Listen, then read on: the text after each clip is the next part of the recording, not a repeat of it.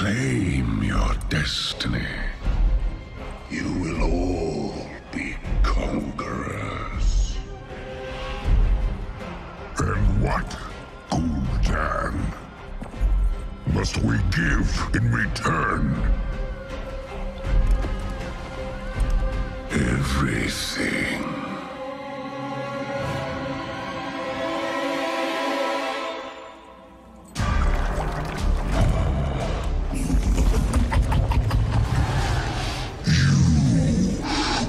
Reject this gift.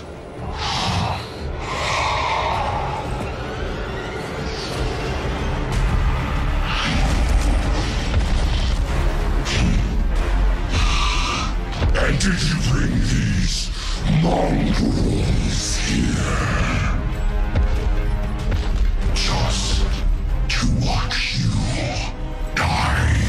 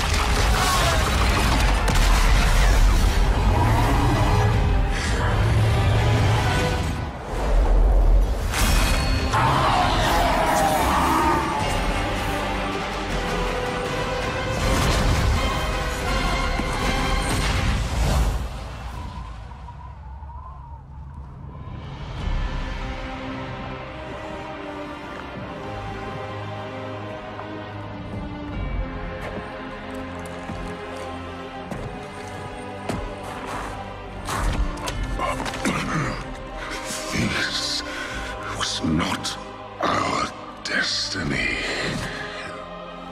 Times change.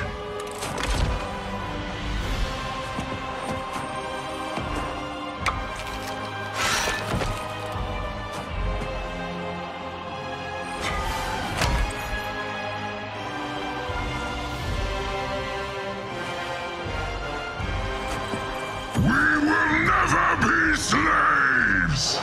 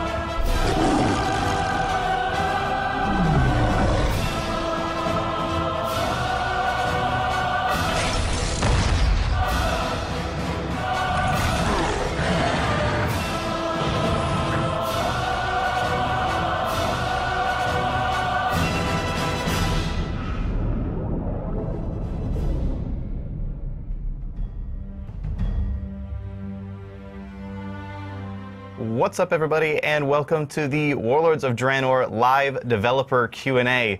My name is Josh Allen, also known as Community Manager Lore, and we have a lot of stuff we're going to be talking about today.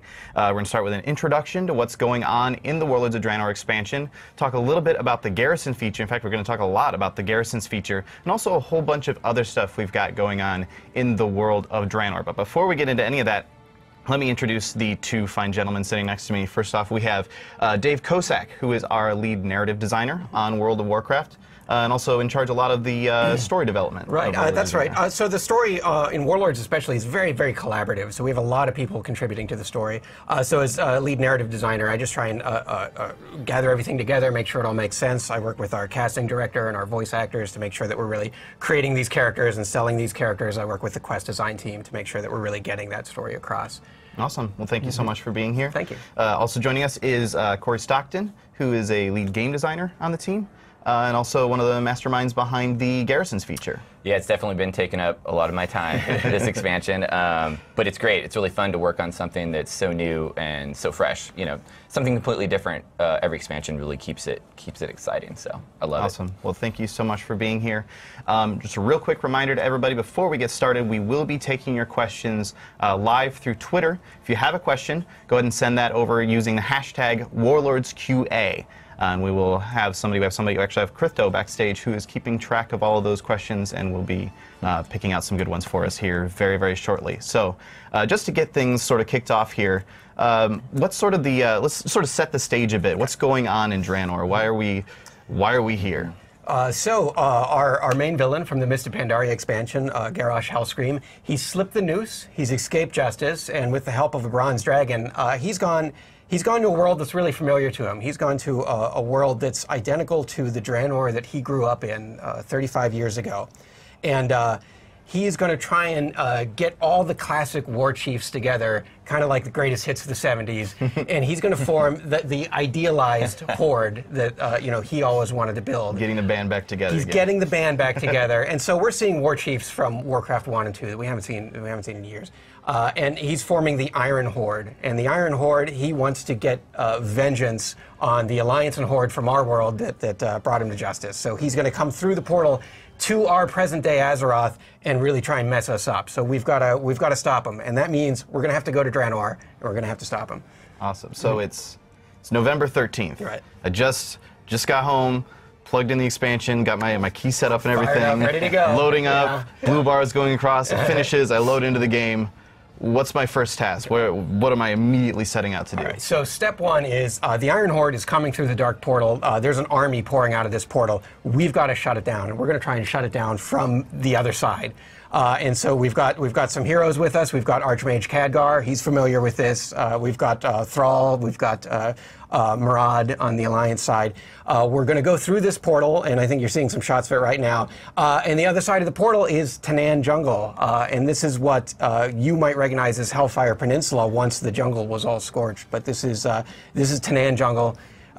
And we're going to have to face off against all the warlords. We're going to try and shut down the portal. The plan immediately goes south. It doesn't quite work out the way Khadgar wanted, and then we're going to be on the run. We will eventually shut down the portal, but the Iron Horde is still there. They're still a threat. They still want to come back to Azeroth. And so we're going to need to plant roots in Draenor. We're going to need to build up a base. We're going to need to befriend the locals, and we're going to need to try and take down the Iron Horde from Draenor. Right, because we go through the portal, we shut it down from the other side, but oh crap, that was our ticket back home. That's our ticket back home, yeah. So how do things sort of progress from there? Like you're saying, like making friends with the locals and stuff. Right, okay, so after TANAAN jungle, then the Alliance and Horde are going to split up. The Alliance is going to go contact the Draenei of SHADOWMOON Valley. And SHADOWMOON Valley, at this time, very pristine, very beautiful, and it's home of the Temple of Karabor, which will eventually become the Black Temple, but now it's a beautiful, pristine place. And we're going to try to form a friendship with the Draenei this time and build up a garrison, build up a base in SHADOWMOON Valley. That's the Alliance players. The Horde players are going to go to one of the Orc clans that didn't join the Iron Horde, and that's the Frostwolf clan, led by Durotan. and they are in Frostfire Ridge. So very cold, very barren, very harsh environment that the Frost Wolves can thrive in. Yeah, we're seeing it on the screen right now. You're going to befriend the Frost Wolves. They are in a lot of trouble. Their back's up against the wall. The Iron Horde's coming after them. The Ogres are coming after them. We gotta help save the day, and then really form build a base there in Frostfire with the Frost Wolves, and then work from there. Right. Yeah. So that's where the garrison starts to come into play. Exactly. But before we start moving into talking about garrisons, let's go ahead and grab a question from Twitter real quick. This one comes from Alternative Chat. And Alternative Chat asks, what advice would you give to a new player for whom Warlords of Draenor is their first expansion? Maybe even like their first experience with World of Warcraft. That is a really good question. It is. I would say World of Warcraft is a very social game, so it's important, try and find some friends right away. So you can, real life friends obviously are the most fun to play with, but you can go online, try and find a guild, try and find some people, because I think that really helps you get involved in the world. And this expansion, by the way, is the perfect time to start. You won't miss out on anything. You can boost a character to level 90, so you can be playing the content that everybody else is playing. So you'll be right with all the other players. You'll be right in the thick of things. So it's a good time to start. And I would say try and find a group to play with, because that's going to make the game the most fun. Yeah. I think my biggest suggestion would be the game's really large. There's lots of different things to do. And don't get overwhelmed and feel like you have to play it a certain way. That's really the beauty of WoW, is that we tried to design the game in a way that you can do what you like and still make progress. So if you're really into solo questing, you can solo quest all the way through to 100 that way. If you want to run dungeons, you can do that too. If you're into PvP, we can let you go up that way. I think you don't always have to feel like you're guided on a path, although we will provide that if you want that. You can break off from that and really play any way you want. Awesome. So let's start talking about garrisons. Cool. Corey, you said earlier that this is something you've been putting a ton of time into this lately. What sort of made it like Warlords of Draenor is the right time to do something like this? Where did the sort of idea to start and put this into the game come from? Well, the general idea of something, the kind of the base concept of housing in WoW is something we've talked about for a long time. But we knew we never wanted to do just basic housing where you could pick the color of your curtains or just, have certain NPCs or something be around and kind of create like a little area. What we wanted to do was something that would actually change the gameplay. And this expansion kind of offers that perfect time to do that. We've come through the portal, we can't get back, we have to establish a base here on Draenor. It's kind of the perfect time for us to really put that idea into play and see what we could do with it. And so I think we've really come up with something that is going to change the way that you play WoW. Every day you log in, we want you to actually interact with your garrison and do something there. And that was really the goal. There's a couple things we really love about the garrison. One is it gets back to that Warcraft RTS feel, because you're building up your base. It feels like a Warcraft 3 base that you're building over time. The other thing we really like about it is that it gives your character sort of an external progression. Even after you hit max level, you get to feel like you're continuing to grow in power, and nothing feels more powerful, I'll say, than having this huge fortress, and all these guys are saluting you, and all these guys are calling you commander, and you're in charge of this giant base. For a long time, we've been able to give you, a really cool weapon or a huge, awesome set of shoulders with particles on it. Now we can give you a mage tower, this huge, awesome-looking building that's established in the world, and you can bring your friends over, and they can see it. So it's really kind of like a whole new level of rewards for the game as well. Sweet. So, like you're saying, it's sort of your home base on Draenor. This is Garrison. It's you're in charge. This is your place. Yep. How does that sort of fit into the leveling and questing experience as you're working your way to level 100? Well, we've kind of designed the thing so that there's an entire experience that you have during the level up, and then there's also an experience that you'll have at max level. So you'll establish your garrison right away. You'll be not even an hour into the expansion, you'll have your garrison ready to go. You'll be sending guys out and working on things right off the bat. But you're going to obviously level through the zones and head off to other areas. So what you do is you're going to get a chance to establish an outpost in every zone. At that outpost, you'll be able to choose from a couple different building options. The building you choose will offer a unique quest line. Completing that line and finishing up the zone will reward you with an ability that you can use in that zone for the rest of the game.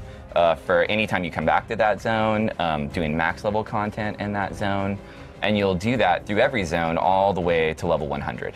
So those things are not only cool during the level up process, they offer unique quest lines, abilities, but when you come back at max level, you can choose to swap, maybe pick the other building, take a different ability, and so it's something that's going to play in the whole time. Sweet.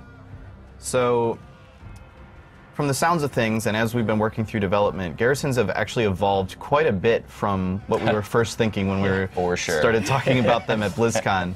What are some of the ways that the whole feature has sort of like grown and evolved since those sort of early days and working in the concept status? Well, I think a lot of our base kind of guidelining principles of what we wanted to do, we had established at BlizzCon, and we talked about a lot of stuff at BlizzCon. What we didn't have were details. We didn't really know exactly how it was going to work. We knew that you could build a building, and we wanted to have it give you a buff or give you a power-up. Over time, we really felt like that wasn't enough.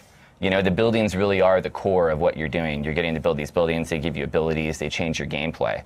As we got more into the details, we realized that we really have to sink a lot of effort into that. So when you build a building, there's an NPC there that's offering you a quest right away, and that quest sends you off into the world to do some sort of gameplay you've never done before. You're chopping down trees, you know, you're going off into different areas, and you're driving a vehicle in any zone in the game.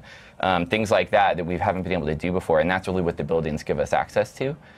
So we spent a lot of time there, and then we also just spent a lot of time trying to make it feel right. Originally, the garrison was really big, and we had a lot of NPCs, and we got a lot of feedback that felt odd. You know, it was kind of big, it was hard to navigate. It didn't feel like your own. It didn't feel like something I had established. Maybe someone else did, and I just showed up. So we took that feedback to heart. We've really tried to squish them down and make them feel like a place that's homey, but you get to pick to put that big barracks or that big mage tower or whatever you want, you know, somewhere in the garrison.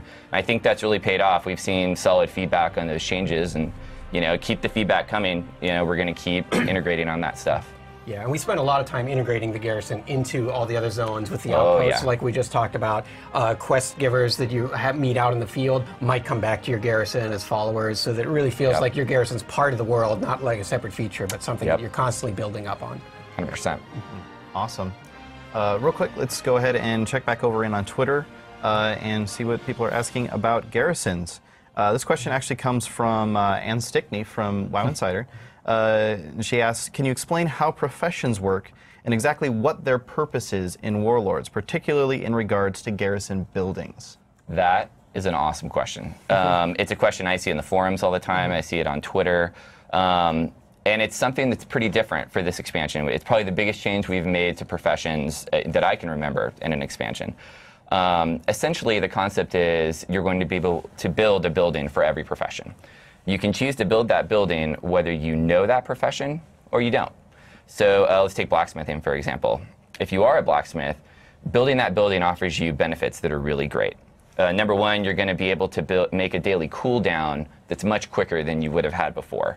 So if you want to build a really epic item, you'd be able to build that item in half the time someone else would. It also is going to offer you access to the highest tier recipes that you can get in blacksmithing. So let's say you're not a blacksmith, but you really want to make armor and weapons. You think that's super cool. You can build a blacksmith, and you'll have an NPC there that can craft those items for you. That guy just can't craft the absolute best items, right? And you're also not going to have access to 2 daily cooldowns. You'll get the 1 for having the building, so you can make really great stuff, just not as fast as an actual blacksmith would be able to do it. And that applies to all the professions across the board. So we've got motivations for you to actually have the building if you know that profession, but also, you know, there's really good motivation there to have the building if you don't. Maybe you want some alchemy potions. So you have access to a pretty wide variety of alchemy potions, but you can still keep, you know, blacksmithing and mining as your 2 main professions.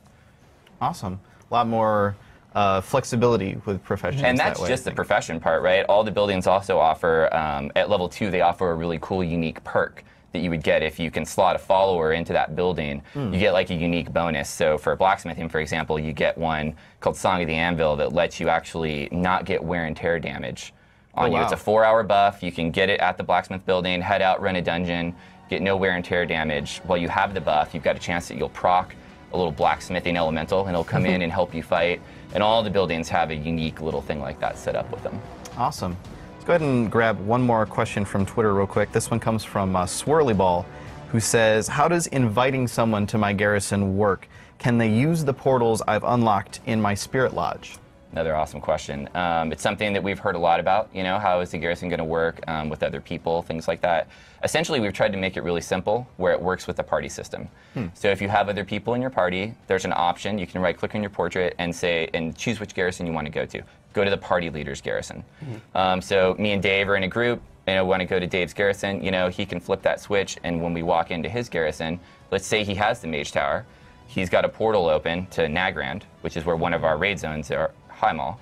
The whole guild could come with us, and go through that portal and go out to High Mall through that portal, and we could have access to that benefit. We could also see, what buildings Dave has made. We've got a concept of monuments. Monuments unlock based on achievements. So it's kind of like the ultimate kind of, way to show that Dave has done something and show it off to his friends. So when we go into his garrison, we would see all his monuments. Things like that. We've tried to really push it so that every benefit you get, you can share as much as you can. One pretty cool one, the trading post building has the option to build an auction house robot. Oh, awesome. So there's a little quest. We send you out into the world. You collect about 20 different pieces from dungeons, from zones, all over the place. Put them all together. You can access the auction house. So then, anyone in the guild could come and do that from that area. Now, the other cool thing about inviting your friends over is periodically your garrison will get invaded. Oh, yeah.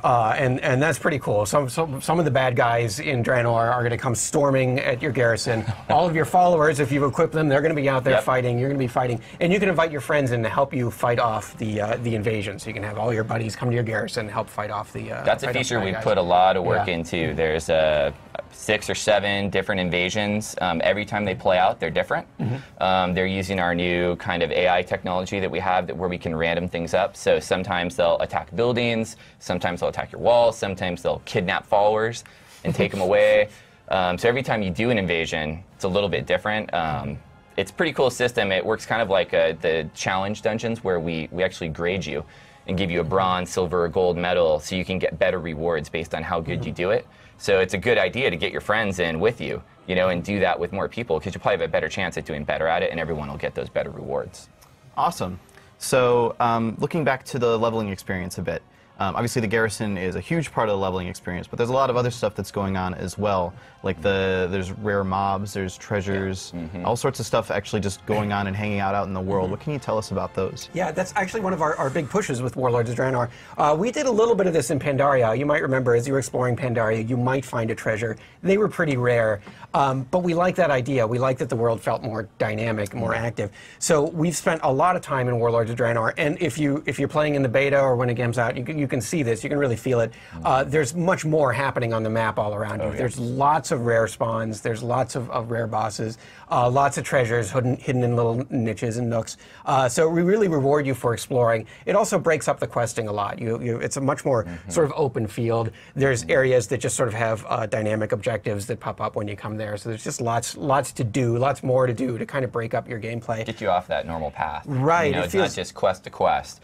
Head off, grab this treasure, maybe I end up in a canyon, there's a rare mob down there. Get some buddies together, everybody starts grouping up on that guy. Yeah. So it feels a lot more dynamic, and that's pretty exciting for us. And that carries on all the way up to max level, and definitely at max level, all those areas are really dynamic.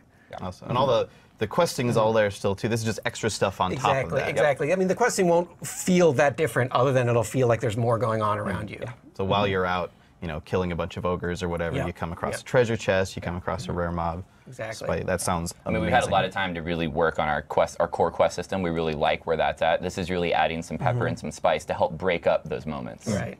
And then each zone actually has like a max level area set aside, right? How does that work? So that's something, again, we were looking at from Mr. Pandaria. We like having a lot of max level content to do once your character levels up. So we thought that was good in Pandaria, but we also looked at the ways to do it. A whole bunch of daily quests that just felt a little too repetitive. No, it didn't really scratch the itch for us. And you saw we experimented in Pandaria with a lot of different things. In 5.3, we had the Battlefield Barons. In 5.4, we introduced the Timeless Isle. And I think the Timeless Isle, it probably feels the closest to what these max level zones feel like. They're very dynamic. There's lots of different rare spawns. There's lots of different stuff there that'll happen, that'll trigger off. And instead of being given sort of directed quests, you're given a choice at your garrison every day. There's a couple areas they need help with all around the world. and we send you to that area, and you can do anything in that area, killing mobs, gathering stuff, have like a rescuing bar. prisoners. Yeah, you fill up a bar on the bottom of your screen to kind of, and so it's up to you what you do. And some of those areas are max level group areas, kind of like the Dinosaur Island on Pandaria, because we love a wide variety of difficulties, content, so you can choose. If you can find a few friends, you can do the hard stuff one night, but another night you could solo that. If you're really into PvP, you also have the option of doing PvP stuff. ASHRAN's included in that rotation. Exactly. Sometimes we'll send you there. So a lot of variety in max level. We really want it to feel like, you know, you can be doing this every day and you always see something different. And because it's spread out all around the world, because there's all the zones have a max level area, those choices you made that we talked about, which garrison buildings you build in your outposts, that's affecting your max level gameplay. And, you know, if you build the stables, you can get ride mounts in combat on top of your mount. That kind of thing. Those decisions you made during level up come to play in max level. So, and we talked about this a little bit earlier too, but the garrison is also something that at max level, there's a lot to do with your garrison there as well. What sort of stuff can you do with your garrison at max? Yeah, one thing that we have going on, there's actually a lot going on, but one thing that we have going on is kind of an ongoing story quest. So every week or so, you're going to get a quest at your garrison, and it'll lead you off somewhere in the world. It's a little like the 5-1 dailies, if you guys did those in like Operation Shield Wall, where there was an ongoing quest line. We have about 16 weeks or so of content that you can do. It'll start in your garrison, and you'll go out in the world and eventually, you know, kind of discover one of the Burning Blade warlords that you'll take care of. So, so that's going on. It's like a progression, almost a there's little bit different. Yeah. We've also got really the level 3 of the buildings is kind of it's something that becomes available once you get a tier 3 garrison, and those really offer the most interesting kind of high level bonuses that we could do. They're things that are kind of like they break the rules. It's kind of the way we had looked at a lot of those buildings. Like the barracks building offers you a chance to get a bodyguard, and you can take that bodyguard out with you anywhere in the world. You can take it to these high-level quest areas. You can take it with you, you know, to different zones, whatever you want to do with it. You can get a vehicle from the workshop, and you can call down this vehicle, you know, and actually take it to any zone in the world and use it. It's got a limited, you know, health bar. Once it blows up, you can't get it again until the next day. But for that period of time, you know, you can feel like it's something really strong and powerful. And that's where the choice of those buildings will really play in. You know, you can decide, I'm not into the mage tower anymore. You can blow it up, build the workshop instead. And none of these choices that you make are permanent, right? You always have the option to build something else. The important thing is we really wanted active choices. You know, we really want to feel like when you build the barracks and you get the bodyguard, that's a choice you can make. It's something really cool that really pays off that decision that you made. Sweet. All right, so let's start diving into some questions that we're getting in directly from Twitter. This one comes from Magdalena DK.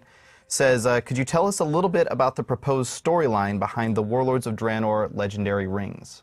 Yeah, so for the legendary quest this time, you'll be working with Archmage Khadgar, and he's going to be crafting for you a ring.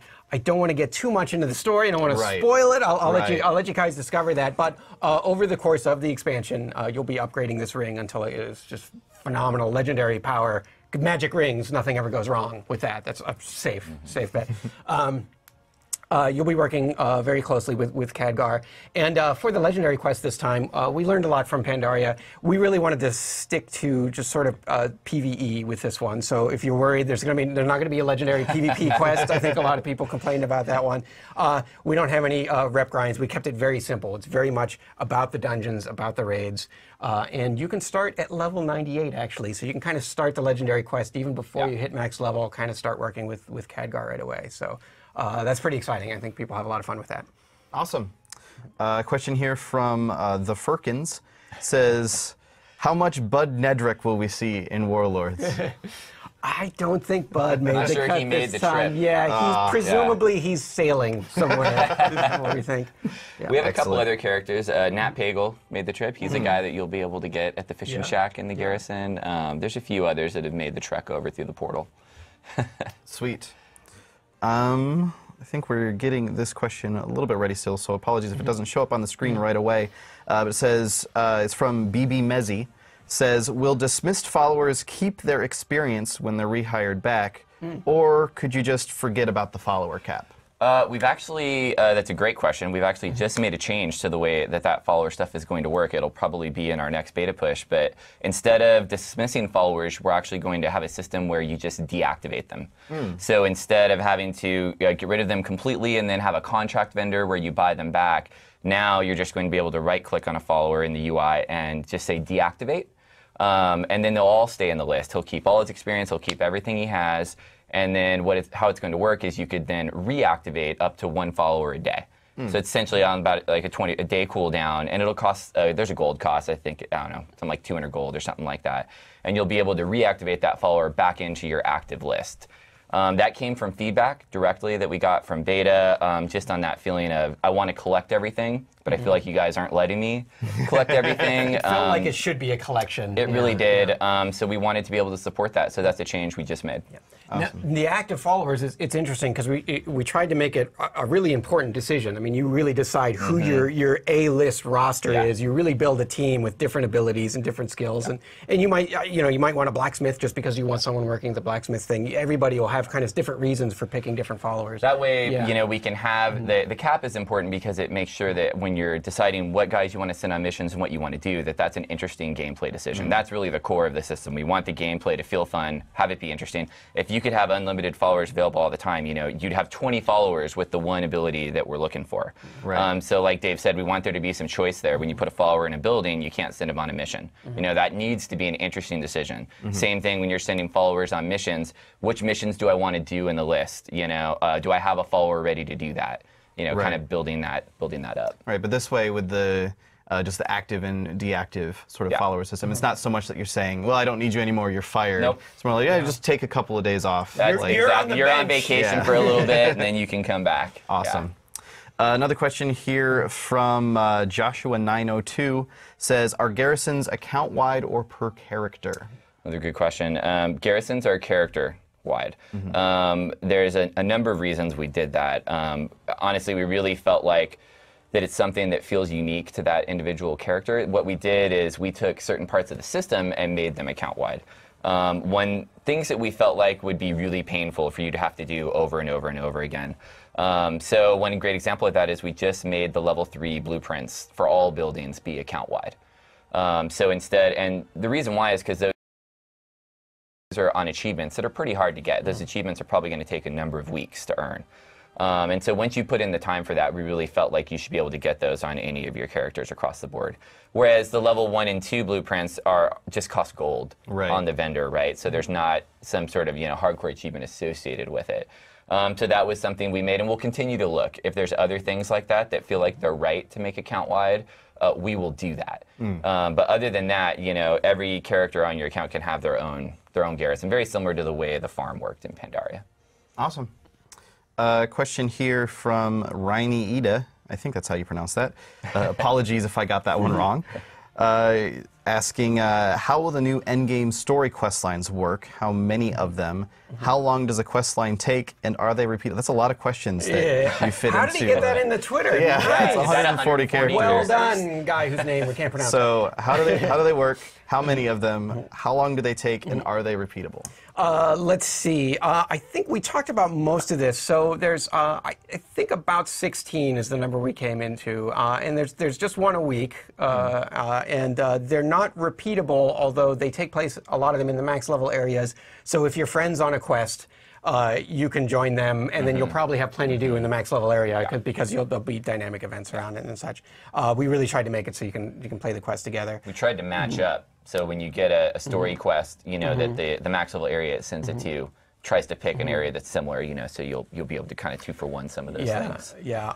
The story, the first few weeks, you're really just going to be kind of building up your garrison and meeting some of the cast of characters and helping the different groups that you're working with. It really starts to pick up steam around the 8 weeks or so in, because then we start really unveiling the Burning Blade War Chief and kind of what's happening there, and then it builds up to a big climax. So.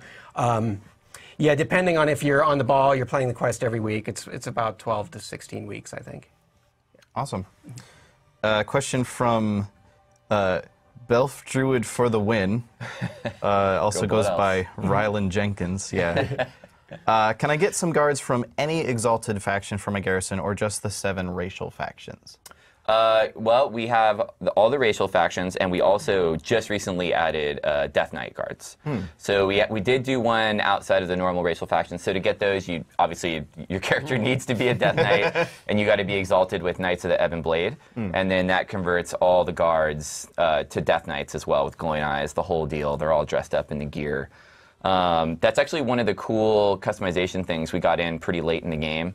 But it feels pretty cool. It comes with banners, so you get banners that match that racial faction and stuff. So definitely a cool way to customize your garrison. Spookiest garrison ever. Oh, for sure. Awesome. Still getting another question that's live from Twitter, so I'll take one of these that we had pre-prepared ahead of time. Let's see, what's a good one here? This one's from Corcron Fanboy. Says, will Vol'jin's new bodyguard be revealed or have a name? I'm not going to talk about his bodyguard. That'll we'll let that settle for a little bit. However, something really kind of cool about Vol'jin, the Shadow Hunters are, his kind of elite group. We used to see Shadow Hunters maybe in vanilla. We haven't seen them for a while, but these guys are really cool. And in the way that the Corcron kind of shadowed Garrosh, the Shadow Hunters will shadow, so to speak, Vol'jin. And they're kind of like the equivalent of SI7 for the Alliance. In fact, the Alliance will be working a lot with SI7 in their garrison, when the Horde will be working a lot with Vol'jin's Shadow Hunters. You see the Shadow Hunters come in right when you establish your garrison. They come through the portal right at the beginning there. And they got your back. They're kind of Vol'jin's eyes and ears here in Draenor with you, and so you'll be working very closely with them, working very closely with them in the max level chapters, just as the Alliance is working very closely with SI7. So we'll have a lot of fun with those guys. Awesome. Yeah. Also, for the record, just because you don't know Vol'jin's bodyguard's name, it doesn't mean he doesn't have one. he just hasn't told it to you. Very private. Yeah. Yes, he's a very secretive person. Here's a question from Blue Gamma. Says, when we enter the portal and when we, quote unquote, disable the portal, I felt like I had to throw in the finger quotes there to get the full effect. Will we be stuck in Draenor? So story-wise, yeah, you're kind of stuck in Draenor for a little bit. Now, gameplay-wise, your Hearthstone still works. You can always you'll be able to do right back. Just for gameplay reasons. Eventually, with the help of Archmage Khadgar, we'll open up some more permanent portals to help other reinforcements come through. Actually, originally, as we were developing the game, we kind of were really hardcore. That it was going to be really hard to get back and forth between Azeroth and Draenor, and it just felt more fun to be able to bring more parts of Azeroth in, just here and there. The player hubs in ASHRAN are a great example of that. It's the concept there is that they're not exactly full capital cities, right?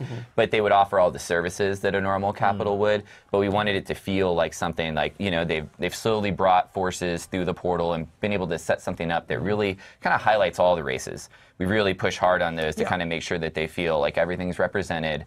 And there's portals there that will take you back to the normal, capital cities that you would expect. Yeah, we loosened up quite a bit. And it just felt more fun to have a little more interplay between the two worlds. In the end, we have to support that kind of stuff. Yeah, and that's just a huge part of the Blizzard development process as well, is try this, see if it's fun, make changes. Yeah, it's very iterative. Yeah.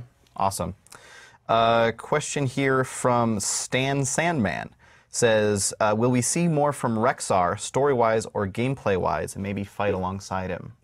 Yeah, Rexxar is in the max level chapters. You get to see Rexxar. You get to work with him a little bit. So I'm excited about that. I don't think many people have played with Rexxar in the beta yet. Popular character, obviously. We hear about him all the time. So it's been really cool to get a chance to actually use him somewhere outside of where we've seen him forever. Yeah. Right. Yeah. Awesome. We're working on getting this question up on the screen. It's from Fauzi Joe, hard to say. He says, in Warlords of Draenor, will we have more cinematics in-game? The players need it, please. Smiley face.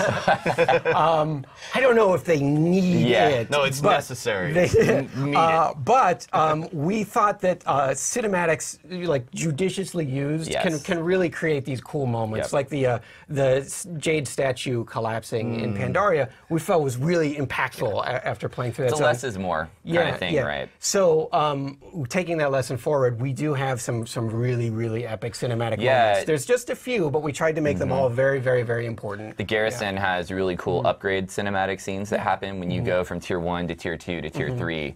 We have this really cool cutscene, you know, it's got VO over it and everything. It feels really nice, but that feels like an impactful moment. You're only going to upgrade that Garrison that one time, so we want it to feel cool. Right. Yeah, and a lot of the zones kind of climax where there's a scene that kind of helps close off the story and really make you feel like you accomplished something. So yeah, and I'll tell you, our in-game cinematics team, those guys are so good this time around. It's mind-blowing how much better they get every single expansion at what they can do. So you're going to be really, really happy, I think. Every time you're like, this is amazing, this is the best anyone has ever, this is they can't possibly get any better than this. And then next time they're like, no, actually we did these things. And you're like, what? How did this happen? Question here from Corey Marcinka, I believe is how you pronounce that. We talked a little bit about this, asking, will there be anything like the Timeless Isle in Warlords of Draenor? Actually, it's pretty much a timeless isle in every zone. Yeah, I think that's kind of the concept we were talking about with the max level areas. Right. The difference here is that anything you do will contribute to that goal, but not through individual quests. So imagine you go to an area and there's stuff on the ground that you can pick up, there's guys you can kill, a rare mob spawns in, you kill that guy, and all of these things fill up a bar, right? But the rare mob gives you a nice big chunk on the bar, right? The collectibles on the ground might give you small little chunks on the bar. So anything you do in that area, which can be done with friends at any time, it changes every single time. So the same stuff isn't always there. We've really set it up so that every time you go, you know, there won't always be that same gameplay, right? That's really the concept there, because we know that you're going to get sent to these places over and over and over, and really our goal is to freshen that experience up, right? Awesome. Question from Stanley Stuckey says, how long ago did you know that Warlords of Draenor would be the expansion after Mists of Pandaria? How long did we know? I mean, we were working on Warlords before Pandaria was done, you know. It actually leads into a greater question, which is what we've been trying to do since Pandaria finished is really plan out the expansions further ahead of time, and not just think about what, you know, Warlords of Draenor was going to be, but what is the expansion after that and the expansion after that, and trying to make sure that they make sense and they fit together cohesively, right? So it's something we really took a lot of initiative on after Pandaria to really start thinking about that. You know, we have really strong ideas now on what we want our next expansion to be as well. And we just think that's something that helps the team overall. The entire team can know what we're doing, what we're getting into. Things aren't changing, you know, as we go down the road. It's more like we can establish what we're doing and build up to that next big moment. We've been saying that we want to come out with content faster. We've been saying it for a long time, and we came out with the patches for Pandaria really fast, but we didn't do a very good job of transitioning the team onto the next expansion fast enough to get it out and continue that pace. So we're really looking forward as how can we do this better? How can we make sure that we can get these constant iteration? It's just like everything else we do. We're trying to, you know, just change things up, figure out how can we do that, how can we get the content. You know, players voraciously, you know, go through our content. No matter how much time we put into it, they still get through it really quick. We know that. So it's just a matter of what's the right amount of content and how quick can we get it out. Awesome. So another question here from Gungeon90 says, are we going to see Magtheridon in Warlords of Draenor? I don't think we have Magtheridon. I don't think we have Magtheridon. No. We think not. I'm trying to think if because we have a lot of little references and we have a lot of little callbacks some of the places. So I'm trying to think if we did one with Magtheridon. I don't think we did. I don't think so either. Maybe someday we can have him shout at us constantly. Totally. Or something like Get that. right back to that. That would be awesome. All right, so that's about all the time that we have to go through Twitter questions today, here on the show at least. As always, a lot of us, like I'm on Twitter, you guys are on Twitter. Feel free to send us extra questions afterwards. Real quick before we wrap this up, was there anything that either of you guys are just bursting to tell people about that we didn't get a chance to get to today? Oh, we really covered a lot today. I mean, the one thing we didn't talk about probably was ASHRAN, and I'm super, super excited for ASHRAN. I really feel like it's our third try at, you know, World PvP Zone. We went through Wintergrass, we had Tolbarad, and this is really that kind of next step of us taking a stab at, let's build something that's awesome for established PvP players, but let's also build something that could give players that might have interest but are a little bit scared a chance to go and try it and maybe get more interested in PvP overall. Really hyped on it. I feel like we did a lot of fresh things. A lot of things are new and are going to feel really cool. So I'm hoping that it goes over really well. Like a lot of the max level areas, it's a very dynamic battlefield. There's a lot of stuff going on around it. Different every time you come back. Yeah. You know, there's not an overarching win condition necessarily like we had for Wintergrasp and Tolbarad. So it should always feel fresh and always feel like something new is going on. Yeah. Awesome. Tell them about the nuke. I just learned about the nuke. The nuke is so cool. Yeah. So the workshop building has a selection of different gadgets that you can use every day. Every time you level up that building to a new level, you get a selection of new gadgets, right? And so you actually go to the building every day, and the gadget spawned in the building there, and you can pick it up and use it. One of those is called the nuclear. And the nuclear has a day cooldown because it's so powerful. But anyone that's played StarCraft probably has a good idea of what it does. You mark an area on the ground, all of a sudden you see a huge shadow come down, and a big countdown comes down. 5, 4, 3, and the thing just hits, and it obliterates anything in its area. I think it does like 500,000 damage or something like that. Wow. But it's got a day cooldown. I'll be bringing that to ASHRAN. But you talk about something that feels like you're breaking the game. I mean, it's so cool. You can't use it very often, but it's awesome. Yeah. You know, really cool thing. That sounds amazing. Yeah. I'm really excited about that. Just go into ASHRAN and just drop that thing. Oh and be yeah, like, oh. Yeah, we've tried to make Cross everything in fingers, Garrison nobody work in notices. ASHRAN as much as we can, for sure. Awesome. Well, thank you guys so much for joining us here today. Thank everybody on the stream for watching as well. Yep. Keep in mind you can always follow us on Twitter or Facebook at twitter.com/Warcraft and facebook.com/Warcraft. Also, just as a quick shout out, you may have noticed these awesome little mugs sitting here. Those are coming soon so cool. to the Blizzard Gear these. store. Yeah, those are on their way. So that's gear.blizzard.com. A lot of the other like props and stuff that are sitting around back here are available there as well. So definitely check those out. A little Hearthstone and everything too. Yeah, awesome stuff available on the Blizzard Gear store. Yeah, Warlords of Draenor comes out November 13th, worldwide launch. Yep. Pretty excited about that myself. Can't wait. Hopefully, yeah, everybody is just getting ready to jump into that thing at this all point. the feedback that we've been getting has been awesome. We're watching the forums, we're watching Twitter, so keep it coming. Big thanks to all our beta players, and thanks to everybody on Twitter for the great beta. questions. Yeah. Awesome. Yep. Yeah, absolutely fantastic. Thanks again so much, everybody, for tuning in today. We'll see you later. Bye.